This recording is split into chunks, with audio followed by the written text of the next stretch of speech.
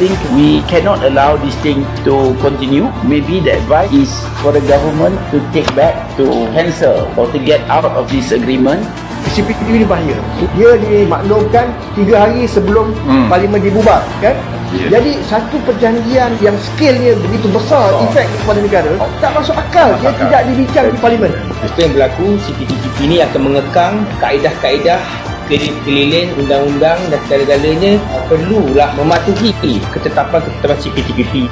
This is absolute entrapment by the white guys. Who's behind it? It's the white guys. They are trying to entrap us into these agreements so that we live by their rules.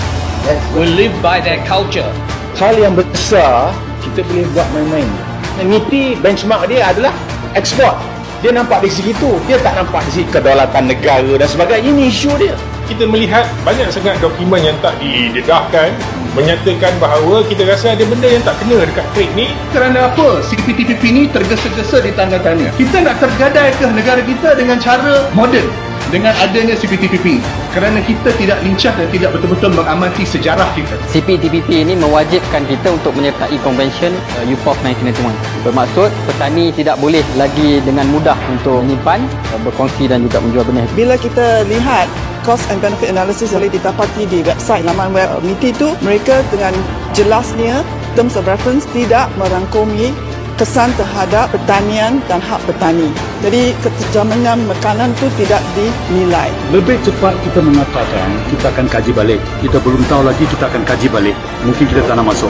Atas pertanian pun ada beberapa masalah. Tapi dengan perolehan, lagi dengan GLC, dengan IPR, dengan intellectual property, ada banyak isu-isu yang kita kena kaji.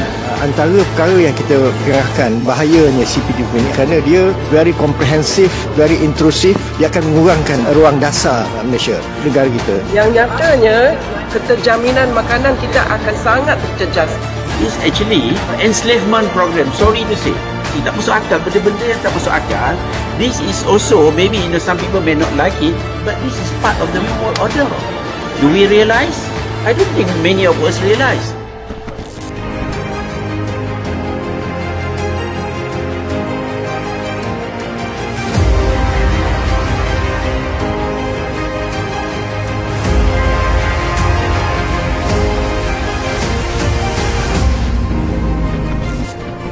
Komitmen Menteri tadi dia kata dia akan hubung dengan lebih lanjut dengan MITI lah. Tapi seperti mana Pak Lan sebut tadi, actually keputusan ni adalah keputusan Perdana Menteri dengan Kabinet, bukan MITI lah. Jadi Perdana Menteri perlu respon lah terhadap isu ni.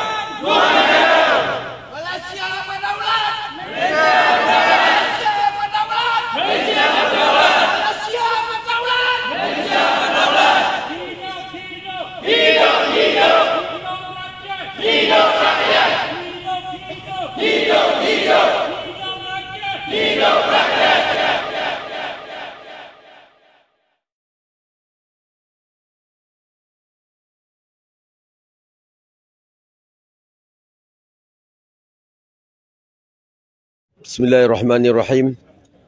Alhamdulillahirabbil alamin wassalatu wassalamu ala asyrafil anbiya'i wal mursalin wa ala alihi washabihi ajma'in. Salam sejahtera semua. Di pihak Persatuan Pengguna, kita merasakan sangat-sangat tertekan Kerana ramai antara pengguna berbilang kaum, berbilang bangsa daripada mana pun tahap mereka, termasuklah menteri, termasuklah pengubah-pengubah dasar, mereka mungkin tidak begitu faham atau mungkin tidak tahu bahawasanya CPTPP ini telah diraktifikasikan. Dan asas yang paling kita takuti adalah ianya dibina oleh sekelompok konglomerat ekonomi dunia yang ingin menakluki seluruh dunia ini dengan kuasa ekonomi. Sesiapa sahaja yang menganggap bahawa perjanjian ini tidak ada kena-mengena dengan mereka atau kelompok mereka, ia adalah satu benda yang sangat dikesalkan dan sangat tidak benar. Kerana perjanjian ini akan melingkungi, melitupi sesiapa saja yang bernama manusia di mana-mana negara yang telah diraktifikasikan. Penguasaan agenda dunia baru ini, salah satu telah digariskan sejak 20 tahun lalu. Dan salah satunya adalah there is no private own.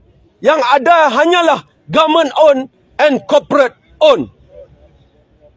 Dan 98% daripada agenda yang telah digariskan 20 tahun dulu oleh konglomerat dunia itu telah pun terlaksana. Dan kali ini secara diam-diam ia telah diraktifikasikan hanya beberapa hari sebelum PRU. Ini satu penipuan dan satu pencabulan. Dan kita mohon dan kita minta agar satu jawatan kuasa khas untuk menyiasat kenapa ianya secara tergesa-gesa diluluskan. Kenapa perjanjian ini dipersetujui tergesa-gesa tanpa mengambil kira seluruh pihak yang berkepentingan. Siapa yang datang hari ini, semuanya mereka-mereka yang berkepentingan, termasuklah peladang-peladang kita, pesawah-pesawah kita. Dan kita belum bawa hari ini adalah bagaimana dengan sistem pendidikan. Sistem pendidikan merupakan satu sistem yang memberi impak ekonomi yang sangat besar. Pendidikan anak-anak kita juga akan lebih mahal selepas ini. Bukan saja baja lebih mahal, bukan saja kos sara diri akan jadi lebih mahal, dan seluruh kehidupan masyarakat kita akan jadi lebih mahal. Persoalannya, adakah masyarakat pengguna atau seluruh rakyat negara kita mampu bersama mereka? Mereka merupakan giant besar, gergasi besar dunia yang bukan saja ingin menceroboh, malah ingin memijak-mijak dengan perundangan-perundangan yang mereka diktat kepada kita.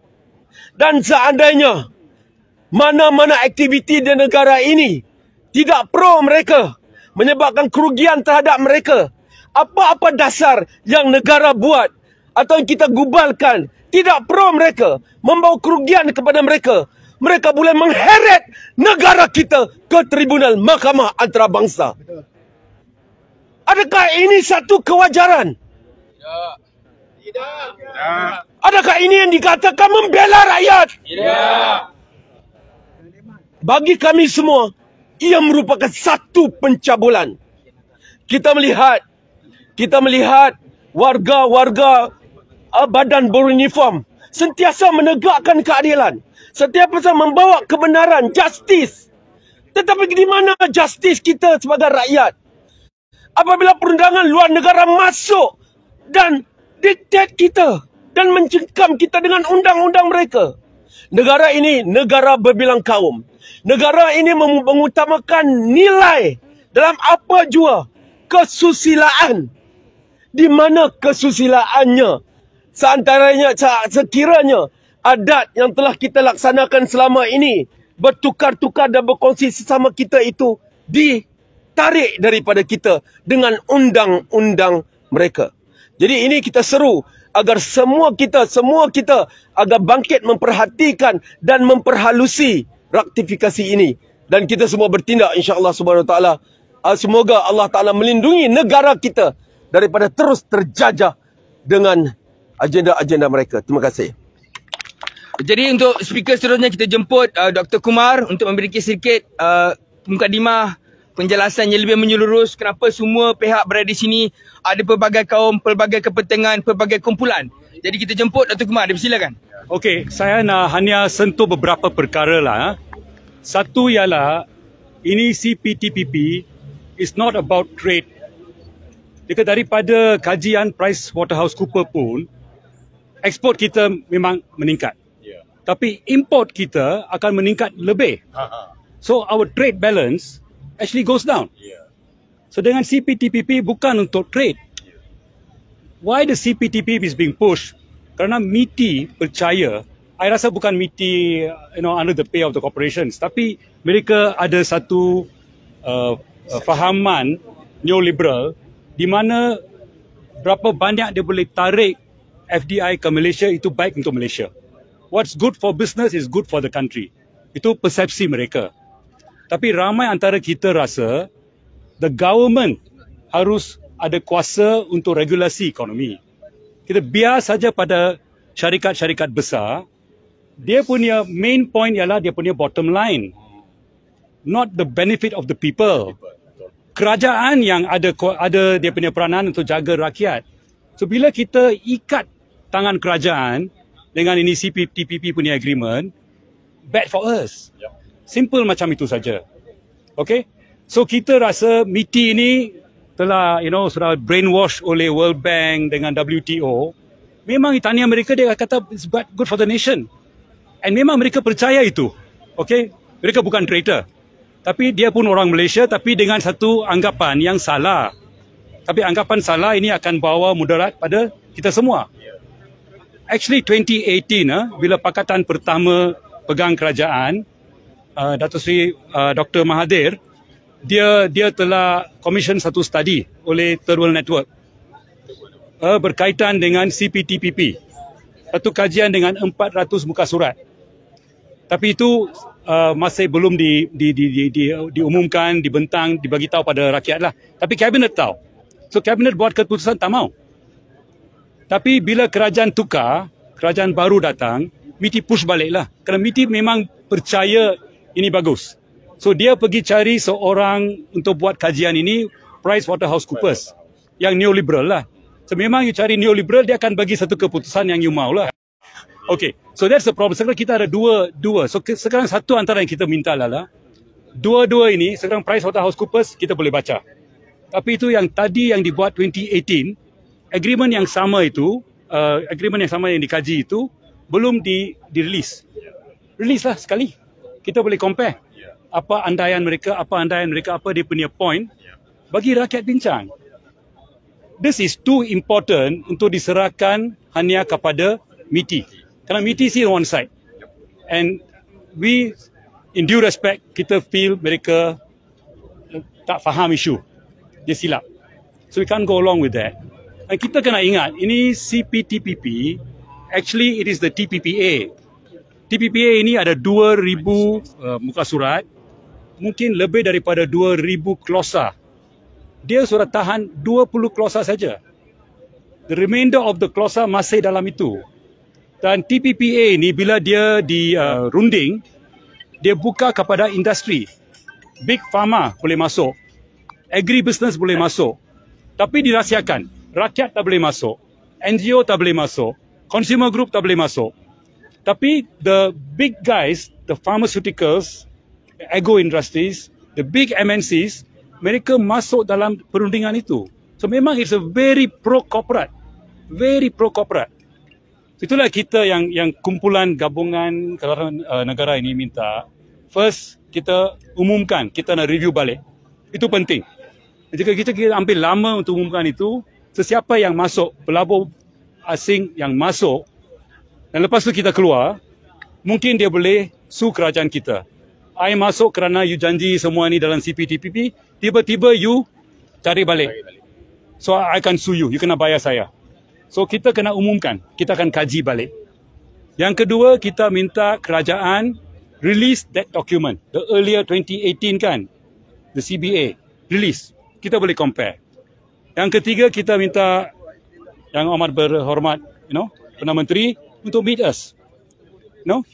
Kita dah hantar itu surat about 25th of November.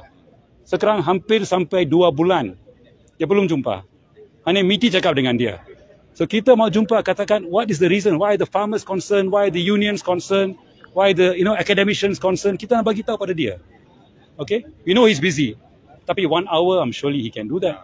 Right? Davos boleh pergi. Davos boleh pergi, ya? Okay. Malaysia tak boleh. Yeah. So itu yang kita minta. So harap sekarang kita datang beramai-ramai ini, the message will get to him lah. Yep. Okay. So okay. Thank you. Okey, saya minta sedikit ruang. Kita dah bicara tentang pekerja, petani, pesawah, Kesan Bumi Putera dan PKS. Jadi saya jemput golongan agamawan untuk memberi sepatah dua kata. Apakah interpretasi mereka tentang perjanjian ini? Terima kasih. Bismillahirrahmanirrahim. Assalamualaikum. Hari ini diadakan wacana membangun Malaysia Madani di PICC. Apa itu konsep Madani? Saya baca ringkas. Madani digarap dengan keinginan dan hasrat untuk melihat kembali kepada identiti, kebudayaan dan kemampuan sendiri dalam membina Malaysia yang lebih baik. Dengan CPTPP ini akan menjadi cabaran terbesar kepada konsep Madani yang ingin dilaksanakan oleh Datuk Seri Perdana Menteri.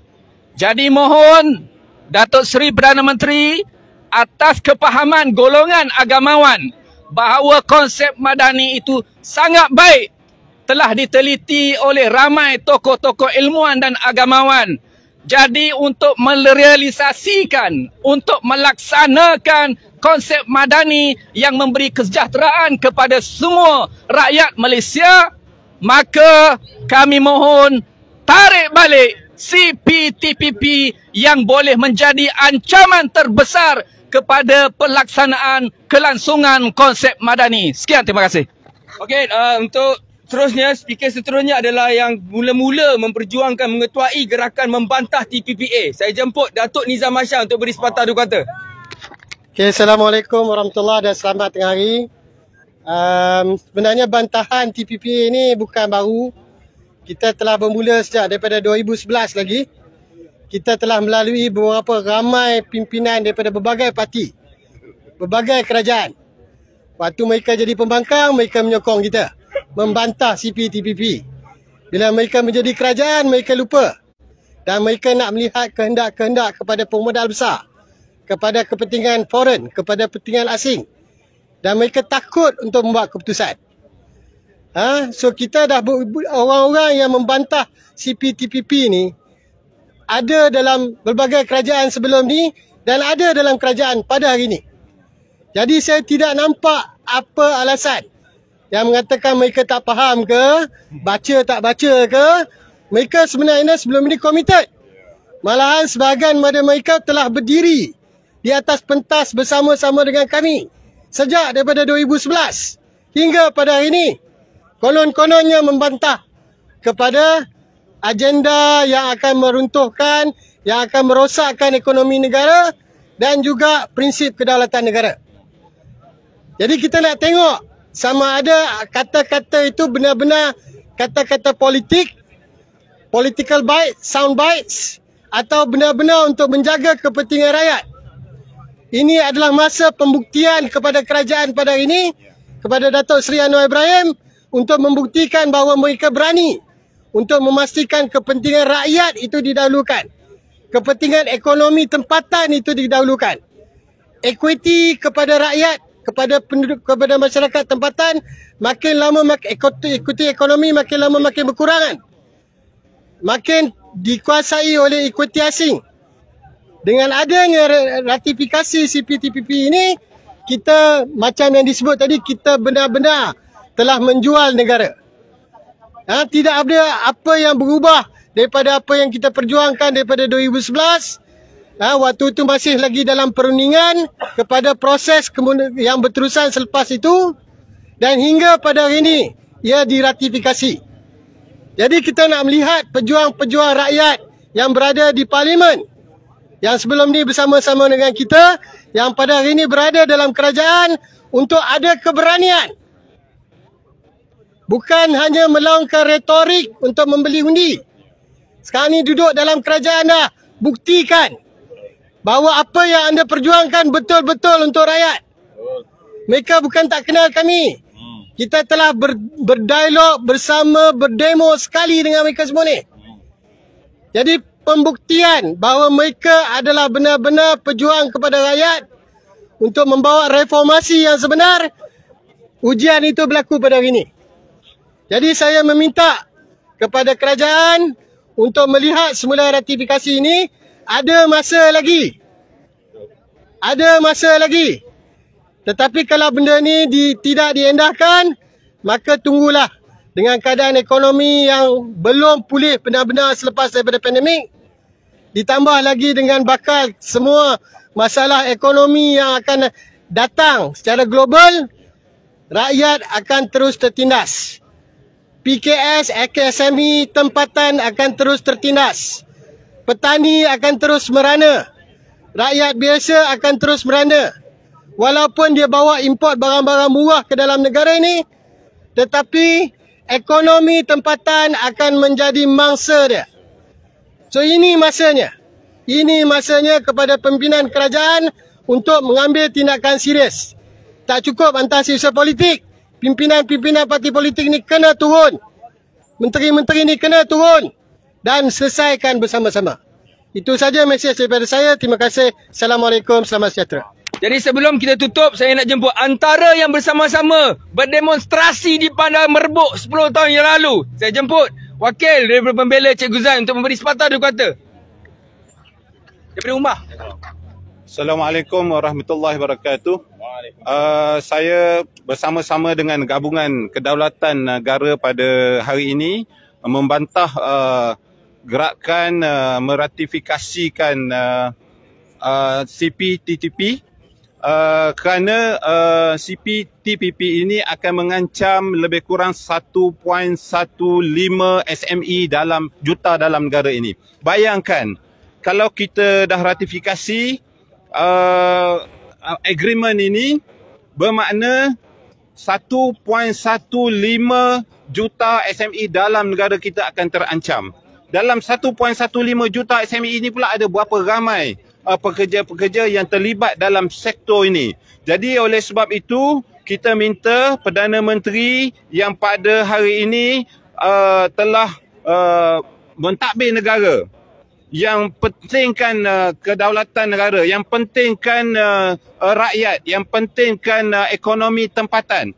Maka kita seru Perdana Menteri pada hari ini supaya mengkaji semula CPTPP ini, kemudian bentangkan kepada awam, khususnya kepada NGO-NGO yang pada hari ini bersama-sama membantah CPTPP ini, kerana kita ada maklumat bahawa CPTPP ini adalah agreement yang sama seperti TPPA dulu.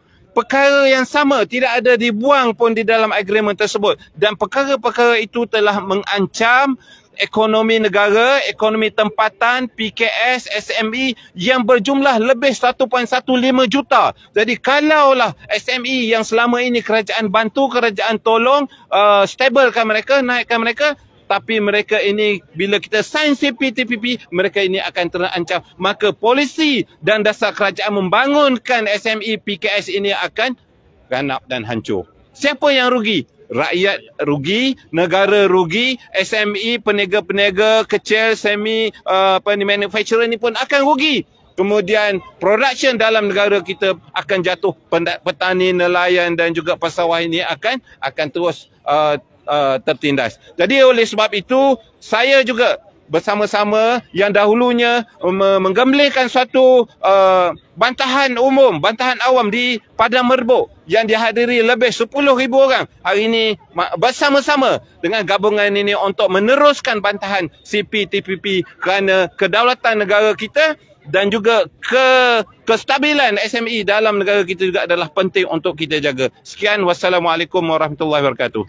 So tuan-tuan semua, kedaulatan kita tiada harga. Kebebasan kita tiada harga. Oleh itu kita tidak boleh jual apa yang tidak ada harga. Kerana nilainya tidak dapat dinyatakan dalam nombor. Oleh itu untuk menutup kita punya majlis hari ini, saya jemput Wakil Gabungan Kedaulatan Negara yang telah bersama-sama mengumpulkan lebih 70 NGO termasuk pembela Huazong dan juga perkasa MTEM dan sebagainya. Saya jemput saudari Yok Lin untuk memberikan penutup pada majlis ini. Terima kasih. Terima kasih saudara dan salam sejahtera. Saya nak tegaskan bagi pihak Gabungan Kedaulatan Negara bahawa setiap kenyataan yang kita buat ni adalah berasaskan bukti, fakta dan analisa dan kajian, dan kita lihat apakah starting point. Permulaannya adalah teks 2000 muka surat dalam CPTP. Banyak kajian dan cost benefit analysis yang dijalankan tu, mereka menggunakan modelling. Mereka ada banyak andaian, anggapan, dan kalau kita lihat yang terkini Pricewaterhouse punya kajian yang telah dikomision oleh MITI, mereka sangat terus terang dengan anggapan. Pertamanya, model yang mereka guna itu adalah satu simulation model. Dan ini tidak mencerminkan ekonomi dan negara reality. Keseluruhan, bukan sahaja keseluruhan tetapi reality. Mereka menganggap bahawa keadaan dunia dan di negara tidak akan berubah. Jadi kalau kita lihat, CPTPP ini asalnya adalah Trans-Pacific Partnership Agreement, ya, TPP, yang kita semua dah bantah dari awal lagi, dan perundingan telah dihabiskan, telah menutup pada tahun 2015. Jadi apa-apa komitmen dan obligasi yang Malaysia telah menerima oleh kerajaan pada masa itu adalah pada masa 2015. Pada masa itu tidak sangka ada pandemik, ada Russia-Ukraine war dan sebagainya yang telah mengadakan banyak kesan yang sangat serius kepada setiap negara. Jadi ini adalah satu alasan yang sangat penting mengapa kerajaan unity ini, perpaduan ini, mesti mengkaji semula apa yang telah dirundingkan. Ya. Satu lagi, kalau kita lihat PricewaterhouseCoopers kajian tu, mereka juga kata tidak kerana terms of reference atau diberi oleh MITI. Mereka dengan terus terang mengatakan juga kesan terhadap pengguna tidak dikaji. Mereka tidak ada kajian terhadap sektor pertanian, keterjaminan makanan negara, impak terhadap pesawat petani nelayan tidak diambil kira. Ada separuh saja muka surat, setengah saja, di mana ada satu perjanjian yang lain di mana Malaysia mesti menyertai. Dan itu adalah sebabnya pesawat dan sebagainya membantah kerana dengan memasuki perjanjian UPOV itu, hak untuk berkongsi dan menjual benih dari hasil tanam ya akan terjejas. Ini adalah hak petani dan hak keterjaminan makanan negara. Ini sangat serius. Sebab itu kami rasa gembira bahawa Menteri Pertanian Mak Sabu telah bersudi untuk berdialog dengan kami. Ada rombongan dari gabungan kita yang juga ada satu dialog. Tetapi dalam kabinet, MITI selalu memberi jaminan. Tak ada masalah. Ada kecualian, ada safeguard, ada carve out.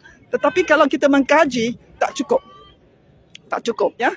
Akhir kata, Saudara Mahmud tadi mengatakan bahawa kalau kita lihat siapa yang memilih equity dalam ekonomi kita. Ya.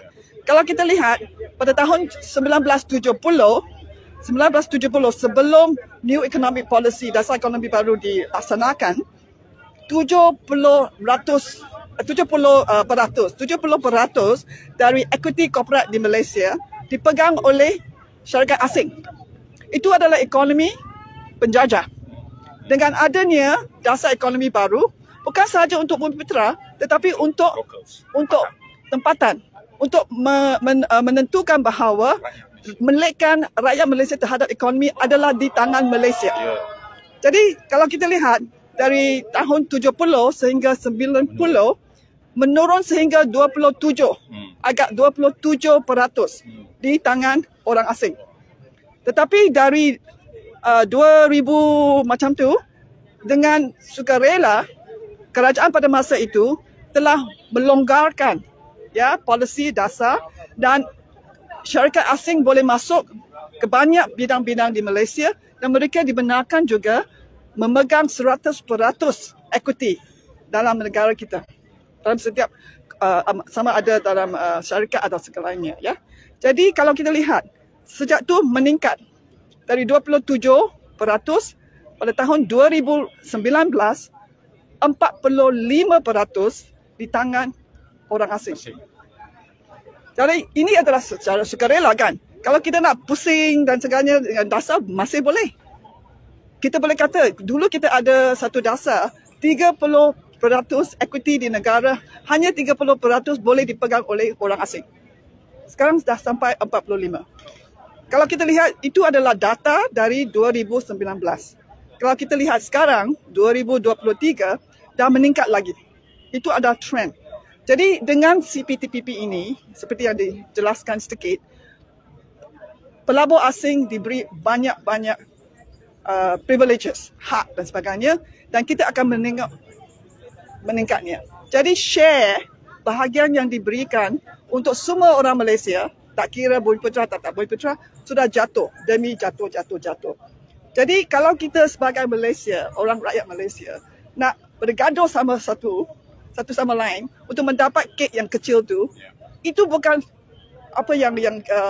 cabaran untuk kita. Cabaran adalah modal Malaysia dan modal asing. Hari ini kan ada kenyataan dari Tengku Zafrul. We want quality job, not quantity job.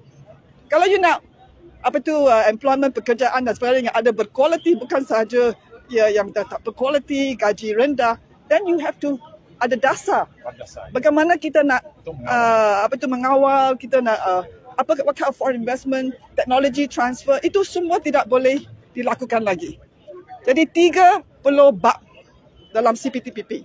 Setiap sudut ekonomi masyarakat kita terjejas.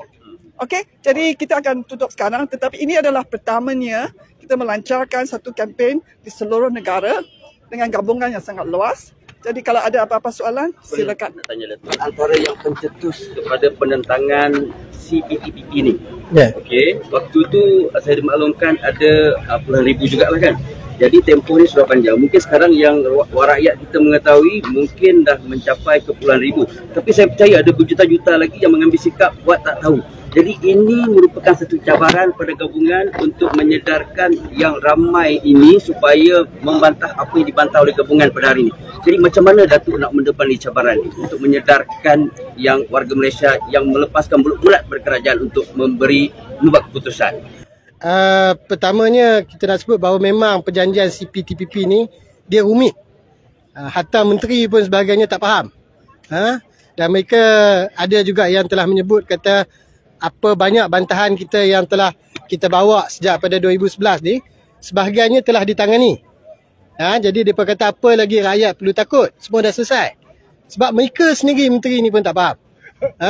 Jadi apa lagi rakyat? Dan rakyat tidak diberitahu maklumat sebenarnya tentang apa kesan CPTPP ni kepada mereka, kepada berbagai sektor yang ada. Jadi sebenarnya sebelum kita nak bercakap tentang rakyat, sebenarnya ni tanggungjawab kepada kerajaan untuk memperjelaskan, untuk jadi transparent, kerajaan yang telus. Saya rasa itu yang diwawarkan oleh kerajaan reformasi pada hari ini, kerajaan yang sekarang menjadi kerajaan perpaduan, nak bawa ketelusan. Jadi semua ni kena dibawa ke depan balik. Barulah bila kita transparent dan kita mampu untuk berbincang benda ni dengan secara menyeluruh, rakyat akan faham.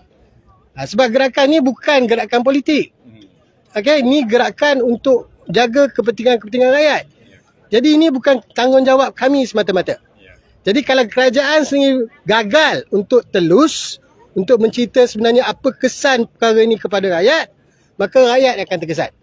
Sebab yang kita takut nanti rakyat ni bila dia tak faham benda tu, dia rasa tak ada masalah, dia tak rasa kesannya. Tetapi nanti apabila SME hilang bisnes, perniagaan, pekerja makin lama tak ada pekerjaan, orang asing mengawal ekonomi kita, itu semua akan jadi sudah terlambat.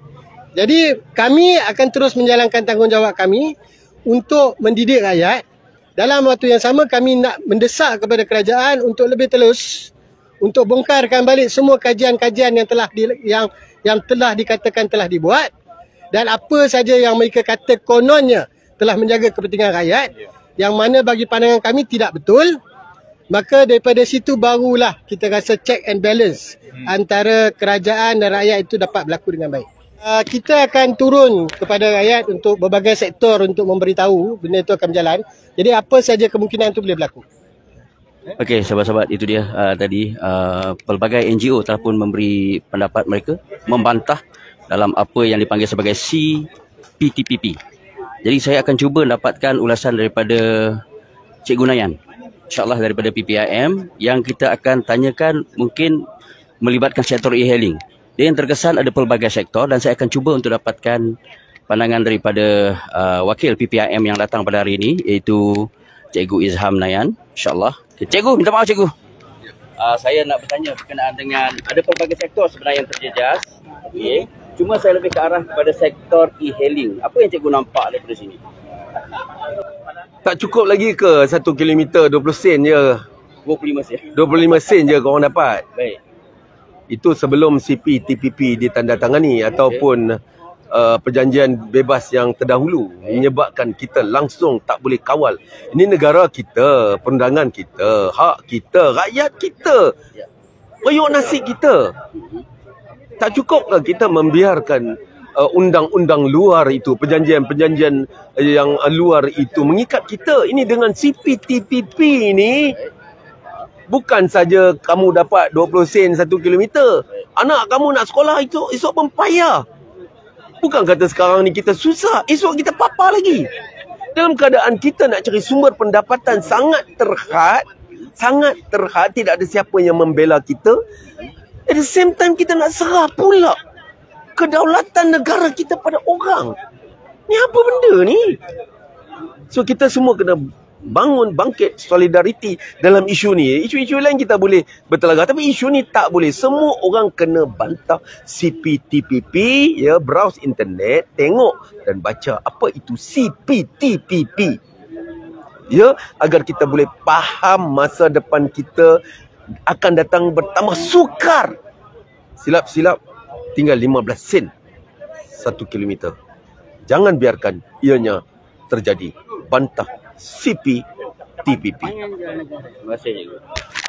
Ya, sahabat-sahabat, itu dia pandangan ringkas padat penuh bermakna daripada Cikgu Izham Nayan yang merupakan wakil PPIM untuk mengulas berkenaan dengan apa yang bakal terjadi kepada sektor e-hailing. Baik, saya dipahamkan di sini seandainya ini berlaku, ini terjadi, maka syarikat-syarikat besar luar negara akan bermaharajalela dalam mengatur urus tadbir syarikat mereka di negara kita sehingga melanggar perundangan yang telah pun ditetapkan sampai ke tahap mereka boleh mendakwa kita, mendakwa pengguna, pemandu dan juga yang terlibat seandainya bertentangan dengan apa yang ingin mereka laksanakan di negara kita. Jadi untuk itu, liputan di perkarangan pejabat Yang Amat Berhormat Perdana Menteri, saya tutup. Jadi salam kemaafan, anda ada salah tutur bicara, dibawakan Reza Adam, E-Link FM, Putrajaya.